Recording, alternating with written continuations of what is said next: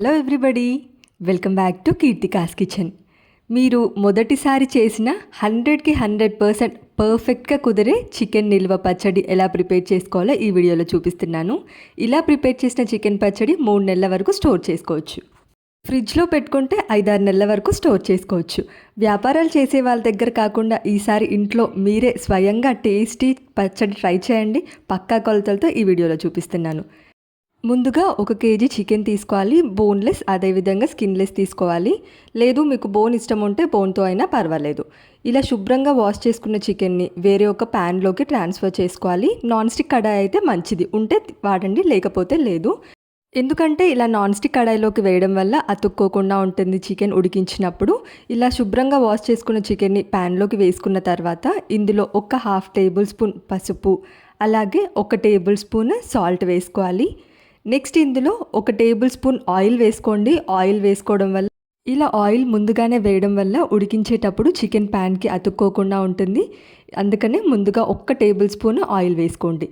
Next ఇప్పుడు oil, పసుపు, ఇంకా సాల్ట్ చికెన్ పీసెస్ అన్నిటికీ కూడా బాగా పట్టే విధంగా బాగా కలుపుకొని ఇలా చికెన్ని బాగా మ్యారినేట్ చేసేసుకోవాలి. ఇలా చికెన్ మ్యారినేట్ చేసిన తర్వాత మంటని హై ఫ్లేమ్లోకి అడ్జస్ట్ చేసేసుకొని ఇప్పుడు మూత పెట్టేసి 5 నిమిషాలు ఉడికించుకోవాలి. వాటర్ వేయకుండా, చికెన్లోనే వాటర్ ఊరుతుంది. ఈ వాటర్తోనే పీస్ సాఫ్ట్గా అయ్యేంత వరకు ఉడికించుకోవాలి. మధ్య మధ్యలో కదుపుతూ చికెన్ని ఈ చికెన్లో వచ్చే వాటర్తోనే ఉడికించుకోవాలి. సాఫ్ట్ పీస్ అయ్యే విధంగా మధ్య మధ్యలో కలుపుతూ మూత పెట్టుకుంటూ ఉడికించుకోవాలి.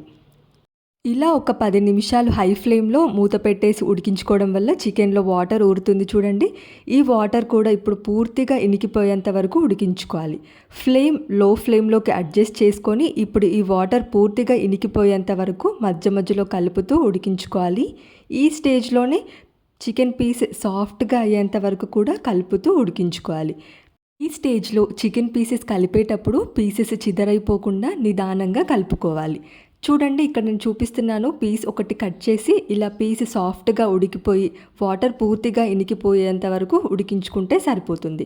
ఇలా వాటర్ పూర్తిగా ఇనికిపోయిన తర్వాత ఇప్పుడు ఫ్లేమ్ ఆఫ్ చేసేసి వేరే ఒక ప్యాన్ పెట్టుకోవాలి. నెక్స్ట్ చికెన్ పికిల్లోకి మసాలా ప్రిపేర్ చేసుకుందాం. ప్యాన్లో ఒక చిన్న ఇంచ్ దాల్చిన చెక్క, 3 యాలకులు, అదేవిధంగా 6 లవంగాలు వేసుకోవాలి. నెక్స్ట్ ఇందులోనే 2 టేబుల్ స్పూన్లు ధనియాలను వేసుకోవాలి. నేను ఇక్కడ చూపిస్తున్న అన్ని మెజర్మెంట్స్ కూడా కేజీ చికెన్కి. మీరు 1/2 కేజీ అయితే ఇందులో మెజర్మెంట్స్ హాఫ్ చేసుకుంటే సరిపోతుంది. నెక్స్ట్ ఇందులోనే 1 టేబుల్ స్పూన్ ఆవాలు, 1/2 టేబుల్ స్పూన్ మెంతులు, అదేవిధంగా 1/2 టేబుల్ స్పూన్ జీలకర్ర. వీటన్నిటిని కూడా లో ఫ్లేమ్లో పెట్టుకొని డ్రై రోస్ట్ చేసుకోవాలి. 2 నుంచి 3 నిమిషాల పాటు దోరగా వేయించుకోవాలి లో ఫ్లేమ్లో పెట్టుకొని. ఇలా ఫ్రై చేసుకున్న వీటన్నిటిని కూడా మిక్సీ జార్లో వేసుకొని పూర్తిగా చల్లారిన తర్వాత పొడి పట్టేసుకోవాలి.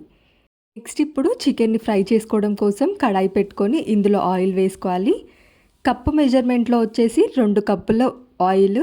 ఇది ఒక్కొక్క కప్పు 250 ml, అంటే పూర్తిగా 500 ml ఆయిల్ వేసుకోవాలి.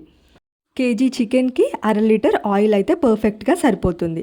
కప్పు మెజర్మెంట్స్లో 2 కప్పులు అయితే పర్ఫెక్ట్గా సరిపోతుంది. ఆయిల్ కాస్త వేడవ్వగానే ఇప్పుడు ఇందులో ముందుగానే ఉడికించి పెట్టుకున్న చికెన్ పీసెస్ వేసుకొని ఫ్రై చేసుకోవాలి. నేను ఇక్కడ ఆయిల్ పల్లి నూనె యూస్ చేశాను. పచ్చళ్ళకి ఎప్పుడైనా పల్లి నూనె అయితేనే చాలా టేస్టీగా ఉంటుంది, లేకపోతే మీరు నువ్వుల నూనె అయినా యూస్ చేసుకోవచ్చు. ఈ చికెన్ పీసెస్ అన్నీ కూడా గలగలా అయ్యేంత వరకు ఫ్రై చేసుకోవాలి.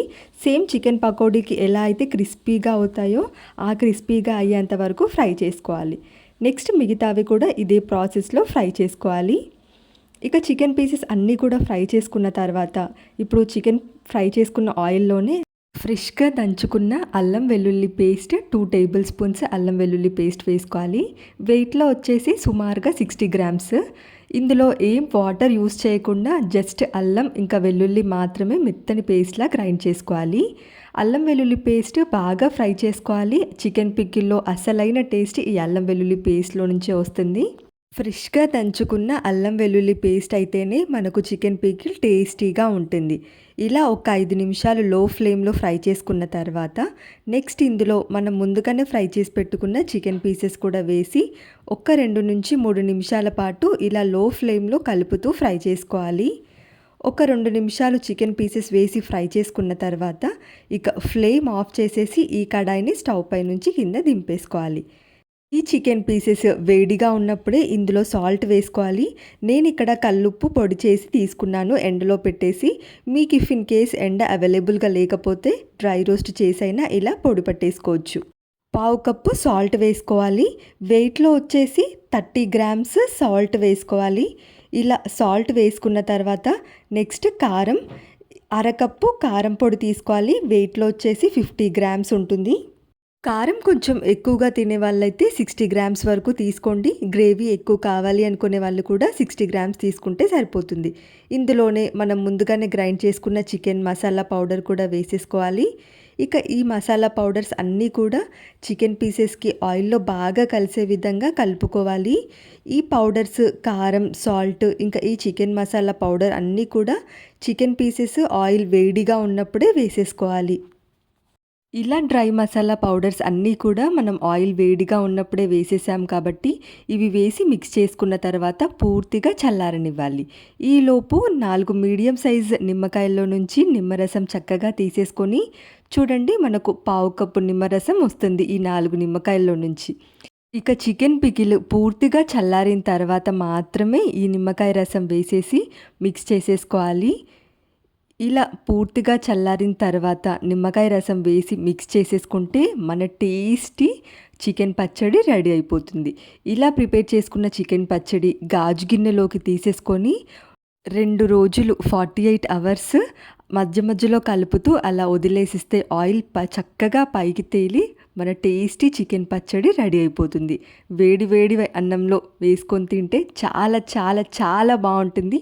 మీరు డెఫినెట్గా ట్రై చేయండి. ట్రై చేసి ఎలా వచ్చిందో కామెంట్ సెక్షన్లో చెప్పండి. వీడియో కనుక నచ్చితే లైక్ చేయండి. ఇలాంటి మరిన్ని ఇంట్రెస్టింగ్ రెసిపీస్ కోసం ఛానల్ని సబ్స్క్రైబ్ చేయండి. Thank you for watching.